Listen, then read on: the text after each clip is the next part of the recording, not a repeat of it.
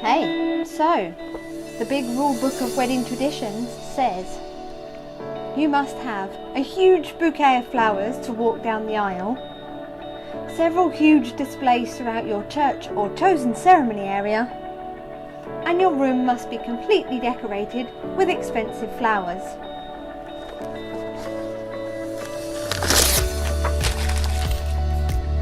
That's what we say to the traditional rule book. I'm Lorna Reeves, the founder of MyOhMy Weddings, and I'm here to take you through some traditions, why they're traditions, and how you can make your wedding more you.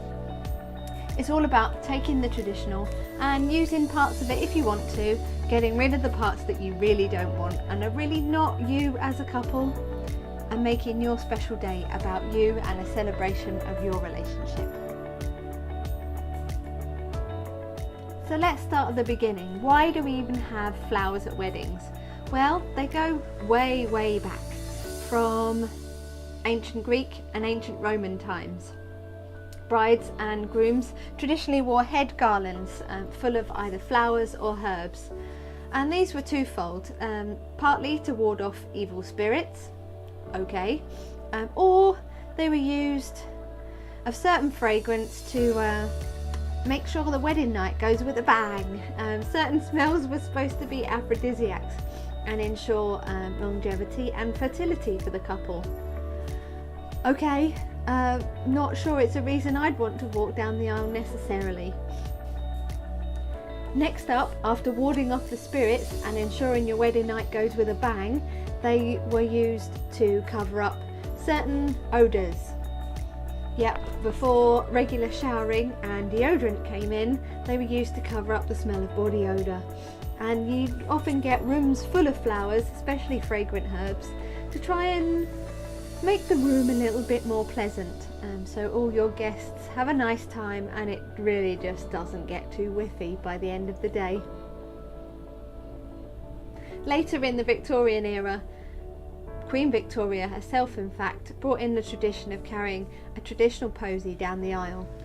This was the era that also introduced us to florilegy, which is the language of flowers. Each flower was supposed to have a specific meaning, a specific dedication. It could be I love you, or you're beautiful, or it could represent mothers, fathers, sisters, brothers. Different flowers have different meanings. I'll do a whole other piece on that another time. But basically it meant that the bride would walk down the aisle with a bouquet of flowers that represented her, represented the person she was going to marry, and represented her family and where she came from. It became really quite symbolic. That's all fantastic. In this day and age, some people will carry a bouquet full of symbology. Kate Middleton and even Meghan both carried flowers that meant something to them.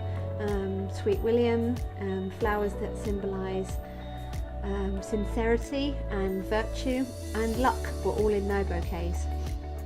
But for this day and age, it's more about adding the wow factor, adding a bit of pizzazz, making it a bit special, and quite frankly, it gives some brides something to do with their hands when they're walking down the aisle. Do you have to have flowers? Absolutely not. You can add wow to your venue, to your ceremony room, and to your I do crew in many, many different ways. Lots of my couples don't like to use flowers actually and consider it a waste. They buy them for the day, they look absolutely stunning, but ultimately they go in the bin, and there's a lot of cultivation that goes into them. If you want to be a little bit more eco-friendly, what about trying buttonholes or decorations made out of recycled materials?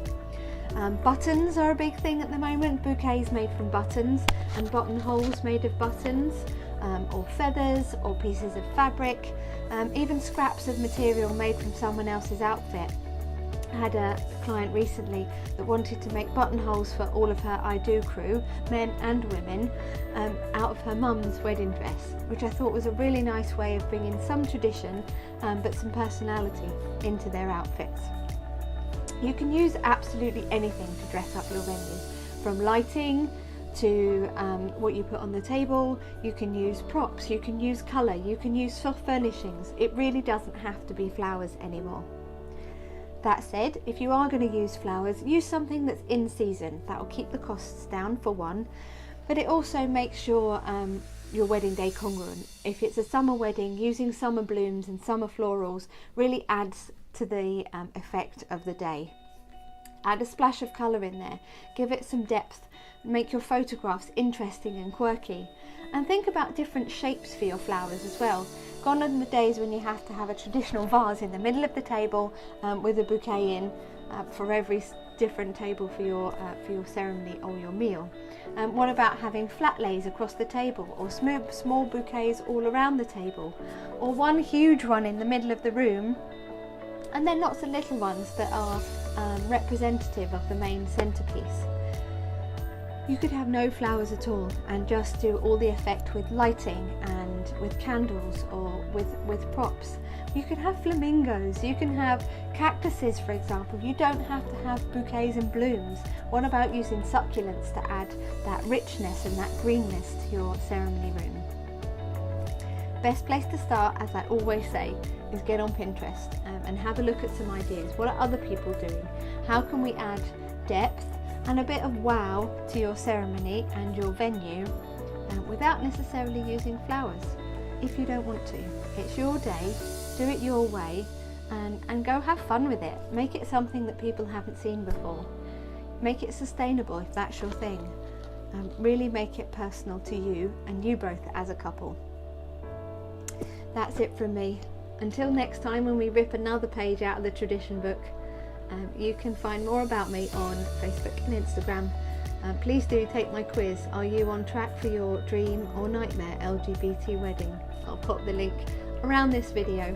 I'd love to hear from you. Equally, if you've got some fab ideas, let me know, and you can find some more inspiration on the MyOhMy Weddings Pinterest page. Take care, and I'll see you all soon.